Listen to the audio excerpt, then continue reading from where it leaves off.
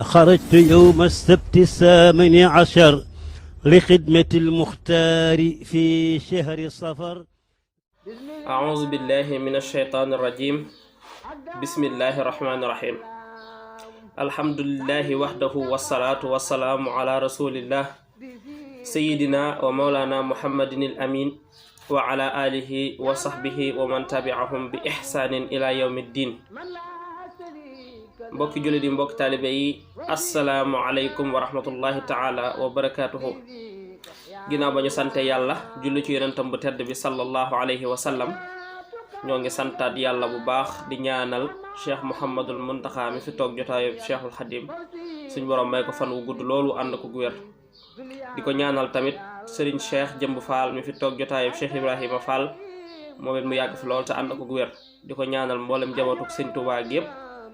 di ko ñaanal mboolem taalibe murid yëpp fépp fu ñu mën a nekk ci biir réew mi ak ci bitim réew. ñuy santaat yàlla bu baax ci dikk gi ndikkaat di àndaat ak yéen émission bi nga xam moom lañ daan def ak yéen muy waajtaayu màggal gi, di waxtaan ci fànn yu bari. suñ borom dogaloon nag ñu amoon wéré di gert, waaye fi ne sant nañ bu baax, sant yàlla bu baax alhamdulilah bañ dikkaateeg yéen ci tawféexu suñ borom ba fas ko yéene àndaat ak yéen incha allahu rabbi. ñaan suñ borom defal ñu tawféex ak kàttan ba liñ ci nam liggéeyal Sëñ Tuubaa lépp ngir murid yi jariñu ci ak kudul murid sax maanaam jullit ñëpp jariñu ci, yàlla suñ borom defal ñu ci tawféex jooju. di ziar bu baax waa 18 Safar TV ak waa Jazbul Xulub TV, ñu ngi leen di ziar bu baax a baax waa Fatxul Xafaar bu Maroc Touba Casablanca, moom itam ñu ngi leen di ziar fépp fu ab murid nekk. di santaat yàlla bu baax, di santale Serigne Touba bisam bi nga xamante ni mooy jëm si di màggaluk Touba. mu digle ko muy ndigalam loo xamante ni da ko sant, maanaam képp koo xamante ni rek ab jullit nga dala ko sant, rawatina nag ñun taalibe Sëñ Touba yi ñun murid yi dañ ci am ab wàll. bis bii nag di alxamisu tey jii tombek màggaluk Daarul Xuddus, muy bis boo xamante ni bis bu tiis la woon ci yoonu murid, bis bu kéemaane woon ndax bi sëriñ bi jógee ci tukkeem bi ñu indi ko njaareem def ko résidence surveillée nga xamante ni fa la def fukki at ak juróom. suñ borom natt ko dëkk bi gënoon a bëgg muy Touba, yàlla natt ko ci daanaka dëkkeewu ko lu yàgg, nga xam ni njaareem lu ëpp ci lu mu nekk ginnaaw bi mu jógee ci tukkeem bi def na fa fukki at ak juróom. yàlla dogal nag ci bis bi ñuy màggal tey jii ci Daarul Xuddoos ci la suñ borom dogale woon mu wàccoon ab liggéey moom Cheikhul Xadim Cheikh Ahmad Bamba mu du ci suñuy bët. Cheikh Mouhamadul Moustapha jële woon ko njaareem andi ko Touba, moo waral ñuy màggal bis bi tey mun kon daanaka bis bu tiis la woon ci yoonu murit, bis bu kéemaane woon ndax ñu bari jamono booba métti woon na leen, ndax ku toll ni Sëñ Touba Cheikh Ahmad Bamba Xaadimu Rasul toll ni borom Touba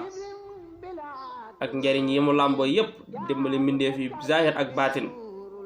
mu xëy làqu ci sa ay bët. bis boobu dina doon bis bu tiis lool, waaye nag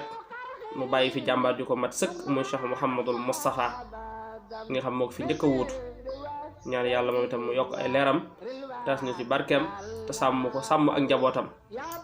mu liggéey ci liggéey bu am solo, liggéeyal Sëñ Tuubaa liggéey boo xamante ni macha allah ñëpp rafetlu nañ ko. taaw bu mat ab taaw mi ngi noonu, naam moo fi njëkk a toogal Sëñ Tuubaa waaye taaw lañ ko mën a jàppe, waaye nag du taawu Sëñ Tuubaa,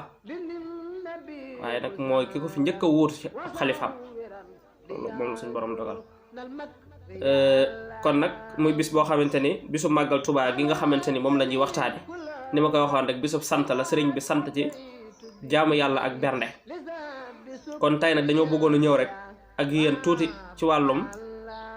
istixfaar, maanaam jéggalu suñ borom, tuubal ko, ndax ci xeeti jaamu yàlla yi la bokk. ndax mën naa ni